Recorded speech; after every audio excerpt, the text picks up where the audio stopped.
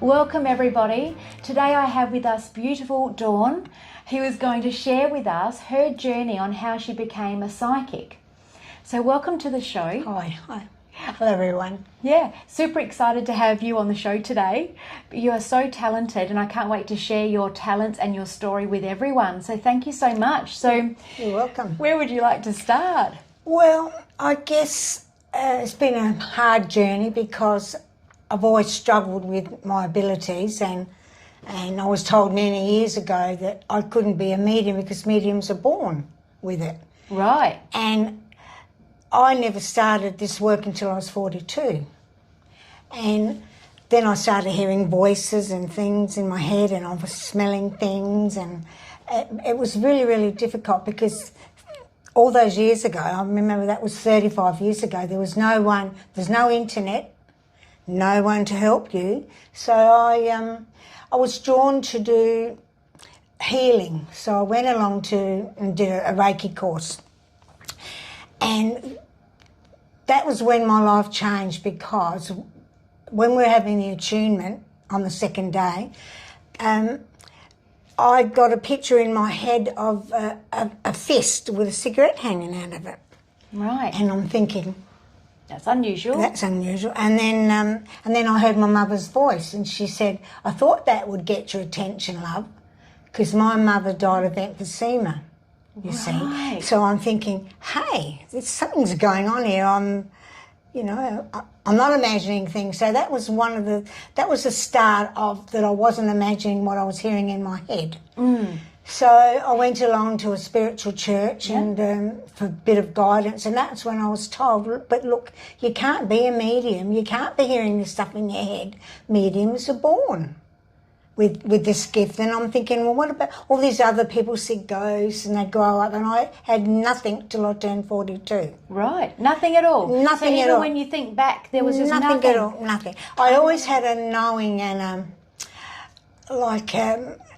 I just wanted to help people, and I had a knowing, but I can't explain what it was all about. I just knew things, and everyone used to say, "What?" I said, "I don't know. I feel things. I feel for people." So I guess that was the beginning, but nothing else. I never saw ghosts. I never heard anybody.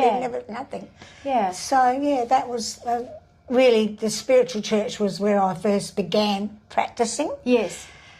And was that here in Adelaide? Yeah, here in Adelaide. Yeah. And then I one day there was these voices in my head getting really, really loud, and I could hear a song, and it kept saying, "I'm a little teapot," and I'm thinking, oh no, and then it kept getting louder and louder, and they said, say something to that lady, and the lady was walking out the door.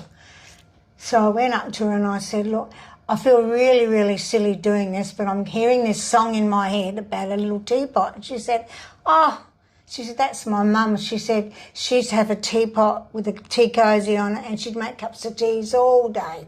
And she just a total stranger just accepted the message, knew what it was straight away and didn't think it was crazy. But for me, that was really good because I was getting confirmation of that I wasn't a nutter, which I always thought I was. That's it. Just to have the confidence to go up to a stranger and say that. And that's amazing. But because it kept getting louder, and they kept getting louder and louder until I thought, I have to do this because it kept getting louder, and I thought, I've got to say something. Even if I look stupid, I will. Yes. So I went up and said to her, and that really changed my life that day. Right. Can I share with you, Dawn, because you saying this is exciting me. Yeah. You're helping me in this moment too, because my wedding vows came as a song. It just entered my head, a random song, not one that I engaged in, that I liked or had in my collection. And like exactly what you said, I've never spoken to anybody that said the same thing to me. It got louder and louder and louder. And I ended up singing that song as my wedding vows. Yeah, this is what spirit do. They give you things, and I get songs. Yes. I still do smells. Okay. And I have thoughts in my head. And when I first began, it was really, really hard because I thought it was my own imagination. That's it, you do. But as with practice, and when I actually had the courage to say to somebody what I heard, then I knew that I wasn't making it up. So just went along and I'd practice, and every so often I'd say something to people and build up my confidence. But the next major thing was we went to see John Edward He's the American psychic. I do know him. I went and saw him too. This was in Melbourne years ago. Oh, right, yeah. Oh, look, 10 years or more ago, and there was thousands of people there. Yes. And we're all sitting there waiting for him, and then these voices in my head kept saying, say something to her, and that was the lady sitting next to me. So I thought, me being me, I can't. So I kept getting louder and louder and louder. So in the end I said, excuse me. I said, we're all here from Adelaide. I said, are you here? She said, oh, we live here. We live in Melbourne. So I said, oh, that's odd. Oh, and then by the way, and I went blah, blah, blah, blah, blah. And she was amazed. And she said, I can't believe that you, sitting next to me, has given me a message, and I come here to get one from John Edward, which was over 9,000 people there. So if you got a message, you was pretty lucky. Yes. Anyway, another major point was Spirit said to me, now will you believe? Because there was so much noise and so many people there, and me doubting all the way, and then I got this message, and I said, okay, so that would be two of the major points in my life that I started to believe I could do this. Believe it was and not I in wasn't, your head. and I wasn't, after everyone told me I couldn't be a medium, Yes. but here I'm getting all these people talking to me, Yes. which was really confusing. So that's an education itself to say that, well, actually, you're living proof that you can become a medium at the age of 42. Well, I may have had it, but I never recognised it till I turned 42. But I never saw in spirit. Okay. I never saw anything. It was really, it took me by surprise, really. I really didn't know what was happening to me. Yeah. But so I plodded along and did, every time I got a little message, I'd give it to people. And but the hardest thing, and I tell this to people that come to see me when they come for a reading, look, it's hard to distinguish whether it's your thoughts or it's actually spirit. But over time and with practice, you can tell the difference between. It's not your imagination. You really are. You really are. And they are talking to you.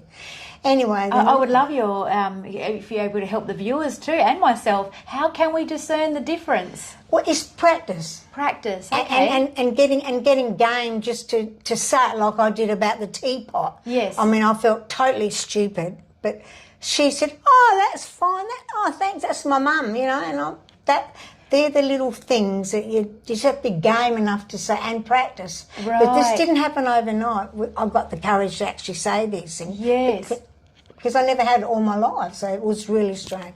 Yeah. Anyway, I practiced, and another major turning point, I started to do readings. I got game enough to do readings at home.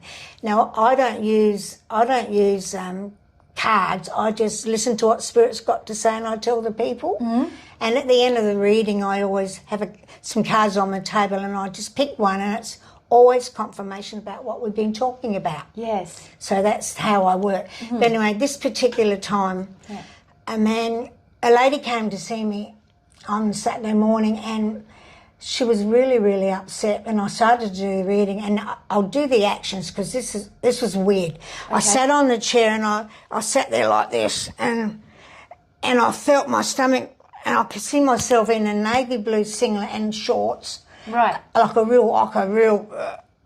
And then this voice said to me to tell her, "You pull your bloody socks up and don't be so stupid." And my voice even changed. Whoa. And this lady went, and I said, "Look, I'm really sorry." She said, No. Well, I got goosebumps when you said that. And then he said, "Don't be so stupid." He said, "I'm always around you." And he said, "And it's not your time yet." She tried to commit suicide the night before. Right. And for some reason she came to see me. Wow. Which I take that as a blessing. But absolutely. I actually felt like I changed into this man because I felt great big belly and a blue singlet. And gee. So he morphed into you and you became him to deliver the message. And he goes, "Yeah." So wow. that was an amazing, really amazing. Yeah, how did she react to that? She went, and then she started crying. She said, I want to be with him so much. She said, I wanted to, I was thinking about, doing something so I could be with him. Oh, my And that's goodness. why he got so angry. And he said, "It's not your time yet." Wow. So that is incredible. I would take that as one of my major gifts. I don't know what if I've done nothing else all my career. Yes. I've helped that lady. Yes. I've done other things, but that one's the one that really stuck in my. Yes. Yeah. So powerful, and just something that just. And apparently my partner says he's seen me do I'll call it channeling, and he said my voice changes, I become the other person, because I can't see this, but he's seen it happen quite a few times. Right. So over my career, whatever you want to say. So, yeah, I don't know. And how does he see this, just in your normal day-to-day life? No, when we're with people, like I've been with people and I've been giving them, like friends, and they wanted a reading, and I'd sort of sit with my eyes shut and I'm saying, oh, wah, wah, wah, wah. And then all of a sudden my voice changes. I wasn't going to tell you about the story, but this is interesting. Yeah. My voice changes, and I'll do the same thing again. I'm sitting there with my leg like this. Yes. And so Dawn's got her leg stretched out to the side. Leg stretched out to the side. Right. Yeah. And I said, look, I've got this man here, and he's an older man, and he smoked a pipe. And then a little voice in the background spoke. It was my partner, and he said, that's my grandfather. He used to have a wooden leg, and he smoked a pipe. Oh. But my partner said my voice actually changed to sound like his voice. So, gee. So that's a few times these things have happened to me. So, yeah, you know, you just run along with all the strange things that happen to you, I suppose. In and these things, it sounds like they're coming through you spontaneously. You can't like go, I'm dialing up, you know, somebody in the afterlife, and then dial them in. It doesn't sound like that's what I always say to people. You can't say, oh, hello, Fred, are you there? It's if you've got the right frequency, or if the timing is right, or you're in the right circumstances, but you just can't say, hello, are you there? Because it doesn't work like that. And I was talking to these other people, and he was just sitting in the background, not even trying to be quiet, because he never really knew what I could do. So when this happened, he was absolutely blown away. So he's a great believer now of what I can do. Even believes in me more than I do, I think, sometimes. So, yeah, so I'm trying to think of other things that have happened to me. Well, you've definitely had the spirit talking to you and asking you to paint their picture, draw their picture. Yes, I have. Yeah, yes, of course, that was, Yeah. About... remember, this took 35 years I've been doing this. All of this was a long process. And one morning I got this voice in my head said, I want you to draw me. So he said, and so I got out of bed and I'm thinking, what's going on here? So I went into my little craft room and my sewing, and I did bits and pieces, and I found a pad and a pencil, and I started to draw him, and it took me 2 hours. This is in the middle of the night. Yeah, it took you got a voice in your head saying, I want you to draw me. It was so loud it woke me up, and he said, I want you to draw me. Yes. So I went out there and I drew this picture, and he said, I'm well pleased. He said, my name is Shin Ling, I'm your guide, and I'm a Tibetan, and you can go back to sleep now. My name is Shin Ling, I'm your guide, I'm Tibetan, and you can go to sleep now, because he was pleased. Yeah, he said, I'm well pleased. He said, I'm well pleased. And this is his picture. Okay, let's bring this into the shot, and hopefully I don't get the shine on it. Look at what Dawn had... This is the one that you that's drew the one, in the early hours all of the those morning. years ago, yeah. And did you know you could draw? Well, I sort of used to fiddle. My dad was an artist. I didn't really know I could do that. Incredible. How amazing. I know, yeah. Look at the detail. And the eyes. Yeah. Just looks right at you. But it did take me 2 hours. But all the time my then partner was asleep. He didn't know what I was doing. And I'd come back with this, and this was another thing that changed my life. All these little things the Spirit kept giving me to, you know, push me along. Push you along. And then I decided I'd start to work in pastels. Right. And so tell us about that. So I drew him in a pastels. So he's got a second picture. Yeah, that's the second picture of him. That's him in pastels. Shin Ling. That's Shin Ling again in pastels. And how long after did you draw? I think I started to think, well, I'm onto something. I better start practicing. So. Wow, that's amazing. Well, and then I got the courage to, and I had a dear friend, and she said, why don't you... I'm going to change them over now. By this time I was doing readings at fairs. Yes. And she said, why don't you start doing spirit guide drawings? And I'm thinking, oh, I don't know if I can. Here's the doubting me coming in again like I always was. Yes. She said, no, come on, you can do it. Come on, let's do it. So I went along to the fairs, and I actually did spirit drawings for 10 years at the fairs. Gee, how lucky are those people to get a drawing from you? And there's some of the ones over there that I did as well. You know, not that one, that's a recent one, the big ones. Oh, the big ones? The big one. And I used to take 30 minutes to do that. 30 minutes? This is somebody's spirit guide? Yeah. And I just used to scribble all over the paper, and that's... Just gorgeous. Yeah. So that... And I did that for about 10 years, but then I started to get a bit... The doubts all crept in, and I decided, look, I don't know if I really want to do this now. It's a big responsibility. So I gave up. Wow. And I had a rest, even readings and drawings, I gave it all up because the pressure was getting too much to me. So I gave it all up and had a rest for a few years. And then my dear friend is now in spirit, and she was with me all through this journey. She said to me, just before she passed away, she said to me the day before, she said, if you don't come back and start to do your drawing, she said, I'm going to haunt you till you do.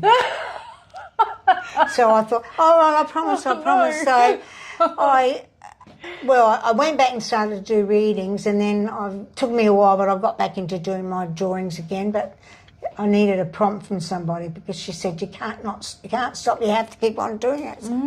So yeah, I can't think of anything else really. So let's go through your artwork. Yeah. So this one you said you did recently. Yeah, that one I did last year. Last year? Yeah. And who's this gentleman? I was just an Aborigine. Yeah. I just was... You're just drawing, No, I was just drawing. Just drawing. And this one? He was, I don't know, he was Tibetan, no, not Tibetan, Aztec. Aztec. And just came to you your mind? This is while I was practising, getting back into into drawing, into your pastels. Let me show more. Yeah. We've got Ezekiel. I did Ezekiel last year as well. Ezekiel last year, and Ezekiel is a guardian angel who presented to you. Yeah, he came. A male, obviously, Ezekiel. Yeah, it was in June, I think, June of 23. Yeah, June last year. Yeah. But beautiful. I think I'm just about. I'm going to show a few more if that's okay. Having a look. Yeah. Yeah. Tell us about this one. He was one I did at the fairs. He was just an angel. I didn't have a name for him. Sometime, and this is why the pressure got really, really hard, because everybody wanted me to, while I was drawing, they wanted a full-blown reading, and I was trying to concentrate. Too much all at once. That's why I had to stop, because I could give him a little bit of a story, but I couldn't give him a full-blown reading, and it just got too much. So too overwhelming. The best thing would be to, and I've decided again, I'm going to start again and do them at home, and I've got all the time in the world to do them at home. But I'll just let me tell you about my spirit artist art. Yes. When I first began all those, he wasn't my artist, he's my spirit guide. He's yours, and it still is your spirit guide? He's one that works with me still today. All the time? He's been with me all through. And I was given this name, and his name is Peter Van Dyke. And he was born in 1729. He was a Dutch portrait artist, and he's been working with me on and off. Peter Van Dyke, born in 29. And he was Dutch. And this wasn't through Google research. No, he came. He told me his name. Right. After a while, I did look it up. Yes. To see who he was, but remember, all those years ago, we didn't have internet. No, we didn't have internet. That's right. So you couldn't look it up. So I probably went to the library to find out if there was such a person. And was there? Yeah, there was. Wow. His name was Peter Van Dyke. So he's been with me all these years, but I've now got a new one, because about 2 years ago I was driving home, and I heard this loud voice in my head saying, "I'm Dimitri," and I thought, "Oh, well, okay." And he said, "I'm your new spirit artist. I've come to help." And Dimitri on? Yeah, no, Dimitri. Dimitri, and his name was Perea or something like that. All he said was, "I'm Dimitri, and I'm a French man." Oh. And I lived I didn't get the date, but I went and did some research, and he actually was a Romanian, but he worked in France. Right. And it was in 1908, and he did portraits as well. Incredible. So he's the one that he's inspired me to do these little ones now. Yes. But it is a big responsibility because people want full stories about them while I'm at the fair, and that's why I gave it up. But I've decided I want to start doing them at home again and do them in your own time. Spend my time and channel. That's what I channel. That's it. And what I used to do, it amazed people because I'd be standing out there and I'd go, and then Sue, my friend, would be saying, "Oh yeah, it's a female." "Oh no, no, it's a man now." And she was the one in the back always. Like commentating. Yeah. and I never knew what I was doing. And all of a sudden, just got your pastels and and I just was smudging. Smudging. And next thing, the eyes came up. And another interesting story That's interesting how that comes to you. I didn't really want to talk about all my spirit work, but my artwork. But I did a few years ago, I did a party down at Gore at some friends of ours, and there's a whole lot of ladies came along, and they were all the men and the ladies were inside having nibblies, and I was out in another room doing my readings. And this last lady of the day said to me, "Oh," she said, "I've got to hurry home," she said, "because I've got a picture in my meditation room and my granddaughter's scared of her." Because every time she comes into this room, the eyes follow her around the room. And I'm thinking, I could hear these little bells going off in my head. And I said, "Oh, what was the name?" And it was my name I said, "What was the name on the picture?" Because I didn't call myself Dawn in those days, I called myself something else. Right. And it was my drawing, and that was in 2007. That was, yeah. And she showed me a picture, and I said, "Yeah, that was me." So, but my eyes. That's a picture of you. Of my guide, of her guide. Of her guide. Of her guide. And the little girl was scared because every time she went in the room, the eyes would follow her around. Gotcha. So she thought. Yes. So so that's my eyes were my thing in those days. So, really good. So I didn't really want to talk about my artwork because why? But I think it's time to get back. You know, everyone says to me, "When are you going to start again? And when are you going to do them at fairs?" But it's just too hard. I can't. So let's talk about the process of you channeling the spirit guides to have their portrait drawn. So you've started already. So let's maybe extend on that a bit more. So the person comes to you. Do you have to spend time connecting with them to sort of, or it just comes to you who their spirit guide is quite quickly? Yeah, it's at the fairs. I didn't have much time, so I just stood, and all of a sudden it took shape. And then while I was drawing, and sometimes I'd talk to the person and say, "Oh, I've got such and such here," and that's how it began. But that's what just happened. Just happened. So you just start doing something, and then your hand just sort of goes, "Oh, it's like this." Yeah, it's like you're making it up as you go along, but it's actually their spirit guide because it's not really made up. No, but because and when I'm at home, I can take more time. So I do I just do them for myself and practice, and I just ask Spirit to help me out, and I just before I know it, there's all these things, and just incredible. It is. Well, yeah, I suppose I really. So you really do need to get it. Like how many curious people out there? I'm curious. I wonder who my spirit guide is, and it's nice to actually put something physical to connect with, to maybe remind them that they're not alone. And also my eyes, as you have a look in here. Yes. The eyes. People this normally. One? Yeah, I think that might have. I don't know if his eyes are so, but some of the eyes. The eyes do look. That's what I say to the people. Just look into their eyes, and you'll be drawn into their eyes, and you'll better be connected with spirit. I see. Yeah. So once you look into their eyes, that gives you the connection. Yeah. So what else have we got here? I think we're showing them now. Who's this guy? Oh, he was just an Indian. Just an Indian? I was one I did for a practice to put up on the board. Gee, your practice ones are amazing as well. Now, you wanted to share with us something about signs. Yeah. Now, lots of people get signs, even though they don't realise it. They might find a feather that will float down, or they'll see a flower, or they'll smell something. But a long time ago, in the early days, Spirit knew the only way that I would pay attention was. So this is what they devised for me, because I never believed. When I asked for something for myself, I wouldn't believe it because I thought it was my imagination just saying that's what I wanted to hear. So Spirit had other ideas. So what they did, they used to give me a 5-cent piece. I found 5-cent pieces in the most unusual places. Anyway, what I used to do was I still do, pick up the 5-cent piece and I say, okay, you've got my attention. What is it I need to know? Then they tell me something and I know that's exactly, it's for me because they gave me the 5-cent piece. I'm one of these people that likes proof. I don't, it's all some of this is a bit airy-fairy, but once I've got that 5-cent piece and it's for me, then I know that's the thing.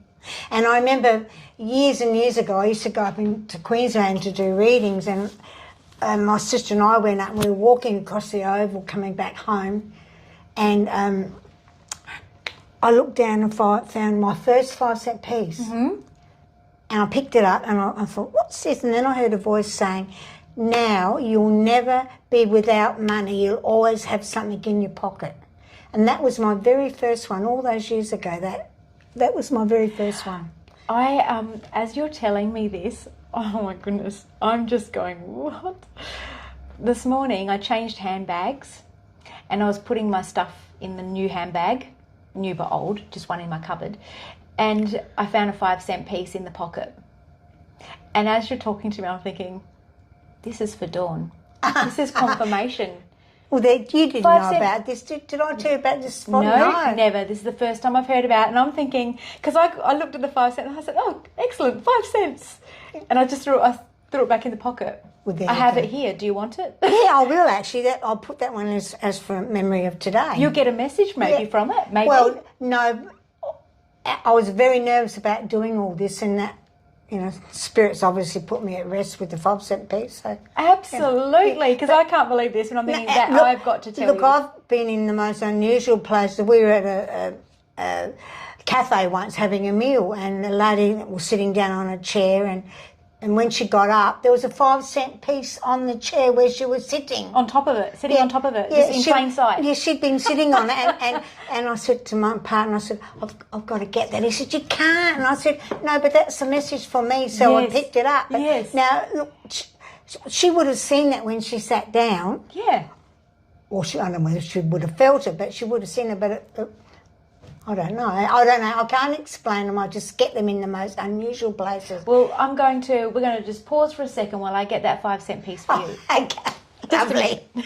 And I swear this was the only coin I had in my bag that's been packed away forever, and it's the 5-cent. There was no other money in my bag, and to have coins is very unheard of in my world. I put that in my little...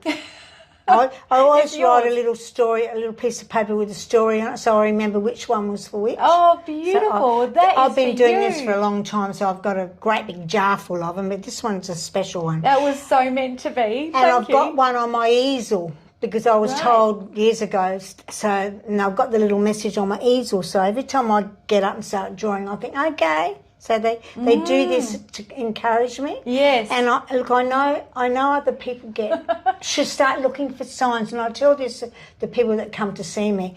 Look, Spirit will send you messages, or they'll send you a feather, or they'll send you a coin, or just look for the signs. And sometimes it can be an animal, sometimes it can be... You just have to look for the signs, and over time you'll understand. But yeah, how do you know it's a sign just for you and you're not just looking at something or found something? If you see something, you shouldn't even be there. Why would this be there at this particular time? I see. This is what. Then you think, hey, what's going on here? So if you look up a book about, or on the internet nowadays, about what these things mean. Like one day I used to work in the port, and I was driving over the port bridge.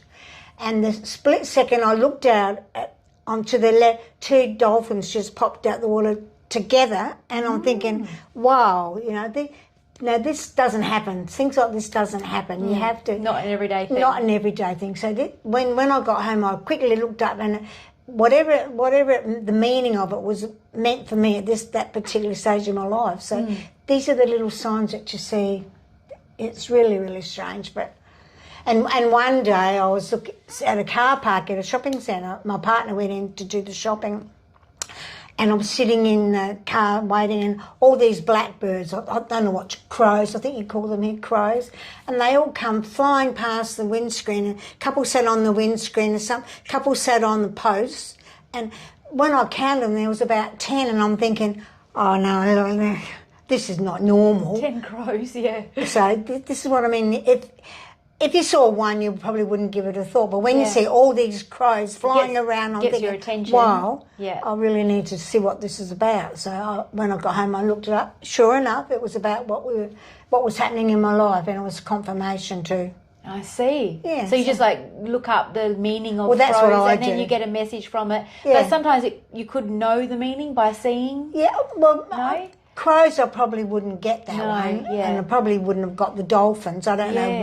what it was, but two together, that is amazing. You wouldn't normally see something like Yeah, that. no, that's right. Not two together. So, yeah, it's been a journey, and it's been a hard journey because my self-doubt has been the worst of all, and I hope that I can help people when they feel like this, they're not alone, because I've been through it all. And in those days, you had no one to help you. There was where you couldn't look. I looked up books, or I spoke to people, or people come into my life, but you couldn't go on Google and say, Google, what's this? Yes. So I had to learn the hard way. But yes. look for the signs; they really do help you. It's amazing, really, if you sit back and think. So I can't think of any other stories about signs. There's lots of them, but these are the ones that really stood out. So, yeah, I'm just glad I can make people understand, look for the signs. I remember once, years ago, I found a feather. I used to get a lot of feathers. They'd come floating down and they'd fall on my shoe, and I remember picking them up, and I used to laminate them because they're so little. Little fine floaty ones. Little pink, so I laminated them so I wouldn't lose them. So just look for the signs, because Spirit are trying to help you, and they're trying to get the message across. Trust me. And from someone who's been a doubter all these years, I mean, I've been doing it for 35 years, and I still question, and I still doubt what I can do, but I'll wake up one day, but anyway. So with your experiences now, perhaps what advice could you offer the viewers who maybe are trying to develop their psychic skills, or think, actually, those things that Dawn's talking about today are actually happening to me too? Yeah, that's right. Well, look, you can ask these, and you can find anything on Google. Look, there's everything available to you now. You can learn how to do all sorts of things. Yeah. So really, Google. But another thing I might add to, look, always follow your intuition. If your intuition is telling you not to do something, then it's not right for you. And in the early days, this will be really, really hard, because you can't understand what the intuition's all about. But if you practice, and like if you do something later and you thought, I shouldn't have done that, I knew I shouldn't have done it, but you did anyway. But if you'd listened to that little voice inside, you wouldn't have got yourself into that pickle. Have got yourself, No, so it's just look for the signs and trust your gut feelings about things. Yes. See, other people work with different techniques, but this is the techniques that I've always worked with, like your gut instinct. Yeah. Then they talk to me in my head. Yes. So I know other people have different ways of communicating with spirit, but that's the way I work. So. Okay. Years ago when I was first beginning, because I've got drawings of most of my guides, I've had different guides over the years, but he's been my main guide. He's been with me right through the journey. Yes. And years ago I had an Egyptian man, and I actually drew him. And then one day I was watching that stupid movie about the mummy. Oh, the mummy, yeah. And he was exactly what he looked like. Oh, my goodness. And I'm thinking, wow. And he gave me his name. His name was Ramu. And I've still got all my guides' pictures in the room. I only bought him. And Ramu. But then this is the funny part now, look. You don't think you think you're imagining all this. So this is really weird, because I went to Queensland again. I used to do readings with my sister and all them up there. Yeah. And I went for a walk one day, and I was walking walking down this road and I come to a reserve and I was sitting on the little park bench, and all of a sudden I looked up and there was a street sign that said Ramu. Now, have you ever heard of a street sign called Ramu? Absolutely It's spelled exactly the way it was, Rahmu. Oh, wow. And there this was on the street sign. I'm thinking, okay, yeah, I got it, thank you. When I get these little things, I say thank you. Now, I always say thank you, but that's confirmation. Confirmation that your guide's with you. Yeah, and also that I'm not making it up. You're and not the making it up. The fact that I saw him as in the Mummy, that's what he looked like. Yes. And then they put the street sign up. I'm thinking, there's no way that was up there before. And for the people who have watched The Mummy, do you remember the scene? What did he look like in it? Look, you can't. It wasn't a scary character. Yeah, he's a gorgeous-looking fella with no hair, the bald fella. Oh, he's really yes. handsome. The main man. character. And that's what my guide looked. That's what I drew him to look like. Not actually the Mummy with like that. No.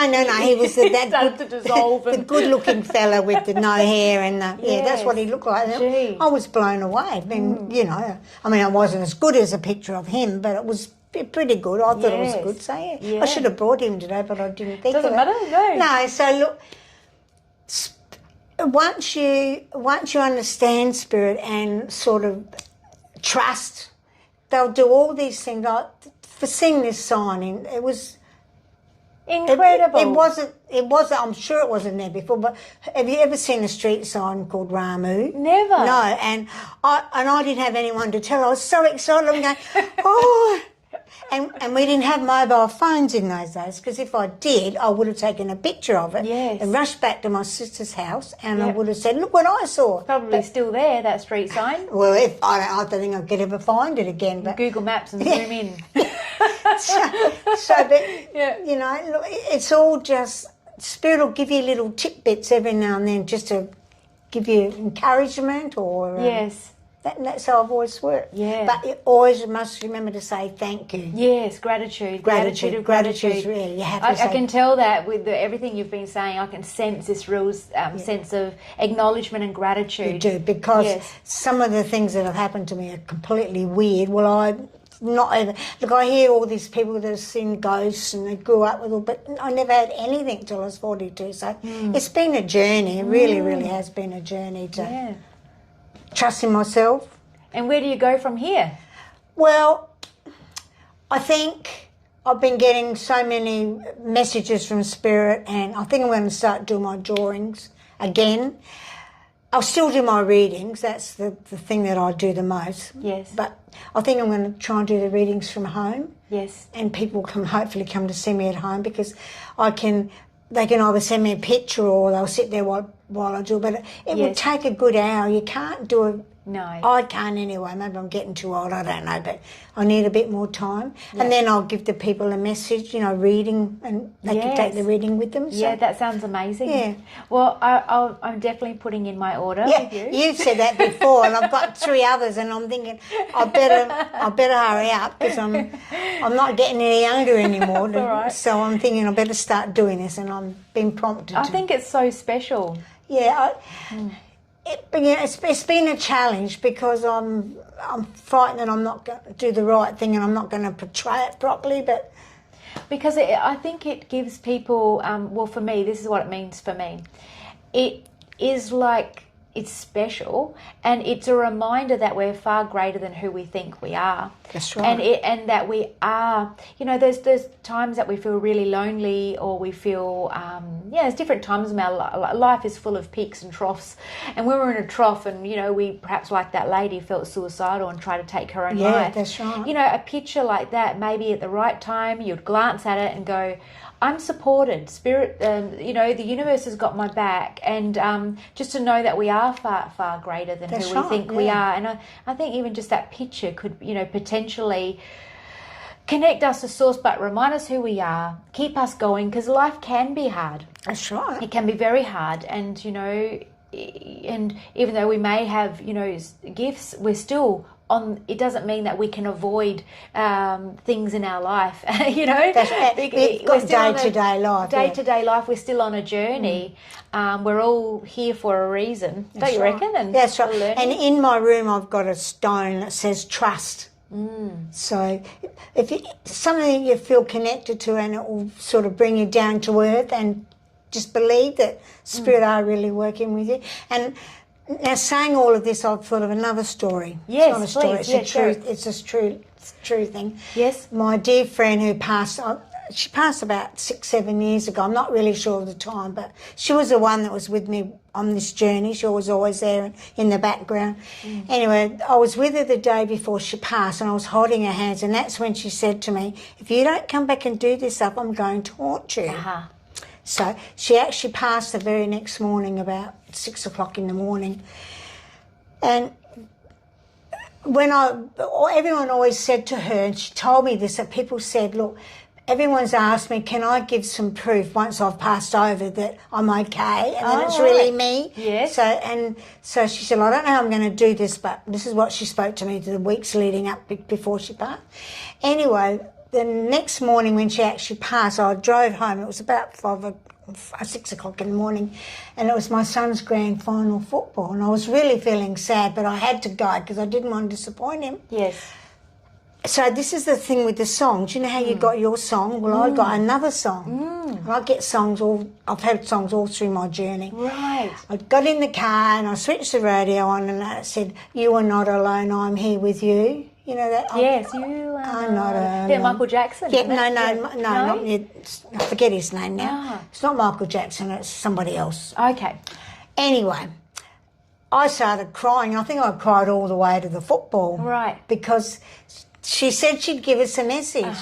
So she said, you know, I'm not alone, I'm always with you. And at the funeral, I'm not one, I hate getting up in front of people and talking. I get really, really nervous, but I knew I had to get up and say something because the church was full up with so many psychic people. It was amazing. It was just amazing. Was she psychic yeah, as well? She was right. She was different. She did crystals and she did different things, but she still was psychic. Yes. Anyway, all her psychic friends were there, and I thought, well, I've got to do something to prove, because she told me to do this. So, yes. So I got my partner to record it. Yes. And I got up in front of everybody and I said, look, I've just got a message that Sue's okay. She wants to know that she's all okay. And, yes. And I played that song. Everybody was sobbing, including me. We were all sobbing because that was it was real. A confirmation, and it was real, it you was know, real. whether maybe someone who didn't believe in this stuff might not think it was so real, but everyone was in that church. Them emotionally. Everybody in that church still knew that it was her, saying, look, and her coffin had feathers on it, and it was, instead of having rose petals, she wanted everybody to have a feather, so she did gorgeous. It. And she had lots of my pictures up there, and she had all her psychic stuff around her coffin. So yes. Yeah, but she was very spiritual. So, and I still hear her voice today, every now and then saying, you know, she gives me a little push. So yes. You know, every now and again, you know, a friend of mine passed away a few years ago, and every now and again, and actually I think it was last night, in the middle of the night when I woke up, I thought of her. And it's just funny, isn't it? Because I think that, are they actually popping into my head, or am I generating the thought and connecting with them? Because it feels like a connection. Well, I believe it's a connection. Look, it's really, look, all of this stuff is hard to prove until it happens to you. Now, I remember a story many years ago. They probably still do it. An American, what do you call the people that don't believe in all this stuff? Atheists? No, not a psychic. Someone who doesn't believe, thinks this is all hogwash. Oh, a conspiracy theory? No. Woo-woo? People that don't believe in all this stuff that the stuff that we can do as a psychic, they don't believe in it. Anyway, look, it'll come in a minute. Just the non-believers. and he's not a cynic. No. Anyway, it doesn't matter. It'll come. He offered $1 million if you can actually prove this. All this stuff. Well, that's hard. But you can't prove it. Yeah. You can't put your finger on it. Your heart of hearts tell you that it's true. And when you get stuff like what happened to me with my friend, yes, and all the amazing things that's happened on my journey, and like I did for that lady that time, yes, you can't actually prove it. But till it happens to you, Yes. then you know that it's true. Yes. And that's the best thing I can say, really. You can't really...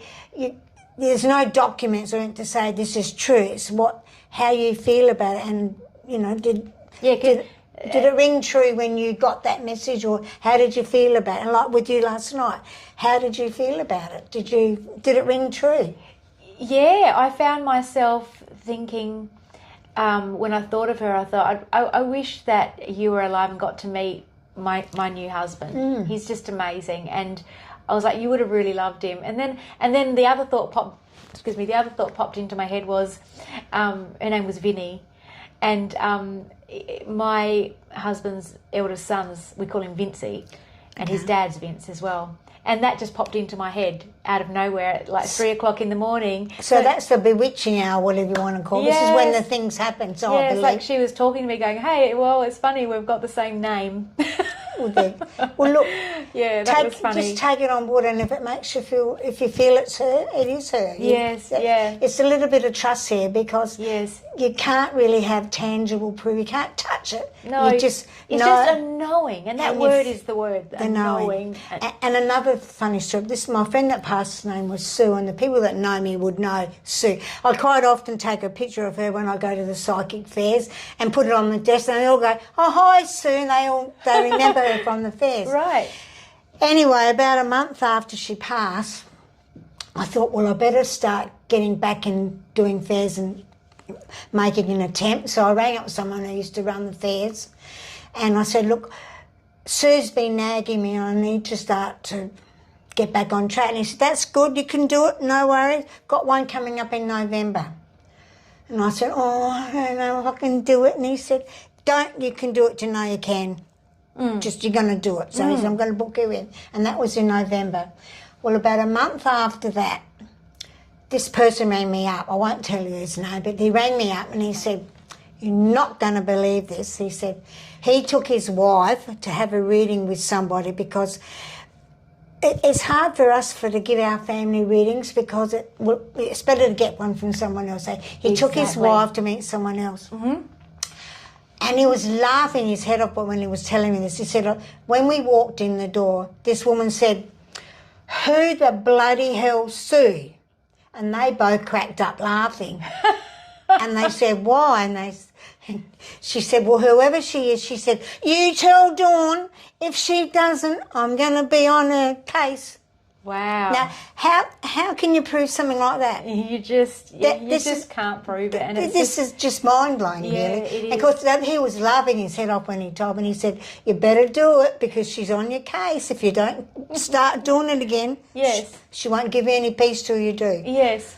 So that's one of my... all these little stories I keep forgetting, but that was one of my ones that I laugh about the most. Because, that's good. But all my friends that know me and know Sue, we had a really good connection. It was really sad when she passed, but look, she's still around us, and they all feel that she's, and they talk to them. You know, she talks to all of them, my good friends. Yes. So it's a bit of just trusting. Don't question it, and they're saying to me, "Are you listening?" And I got that as well. As you're talking about this, I said, I know why Dawn's doing this interview, because I know you were so nervous about it leading up to it, and probably still feel nervous about it. But you know what? It's just I can hear in my head. Yeah.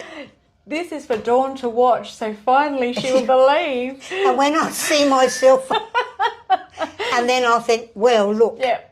So, look, it took me all these years. I mean, I'm 77 this year, and I'm thinking it took me a long time. Yes. But I'm going to make sure the rest of the years I've got left, I'm going to really put my... Well, I do try, and I put my effort into it, but, you know, I have to get back to do my drawings, because that's part of me, which I've just forgotten all about. Yeah. I didn't want to know about, so, yeah. Well, thank you so much for being on the show. It's been so wonderful to interview you. It's done marvel things for me and for you as well, so... It's what I needed to hear. Absolutely, and we've made such great friends from the show as well. We're connecting with people that you wouldn't have connected with before. And just believe in it. You can't always prove it, but you just have to follow your gut. If your gut tells you it's right. And we all have intuition. You certainly do. Yeah, it's innate in us. Innate, not innate. Yeah. It's innate in us. Yeah. And it's hardwired. So trust it. So thank you again. Yeah, it's been a wonderful interview. I've forgotten about half of these stories. Oh, so and I even love the one about Sue, that was really, really. That was a good one too. Yes. Well, thanks again. And thank you, everyone. I hope I've helped. I would say I'm the biggest doubting Thomas that there ever was. But look, practice, ask questions. Trust. And trust. Yeah, trust. Look for the signs. And always be truthful, as best as you can. That's the main thing, be truthful. Yeah. Thanks so much, Dawn. It's been wonderful to have you on the show. Thanks for having me. Absolute pleasure. And thank you to you for watching this episode, and I hope you've enjoyed it. Please press the like button if you've liked it, write a comment if you like, and subscribe to the channel so there can be more stories like this, and have a wonderful day. Thanks again. Thanks, everyone. Bye. If you have enjoyed my show, please remember to like and subscribe to the channel. If you would like to be my next guest on the show, my details are in the description box below.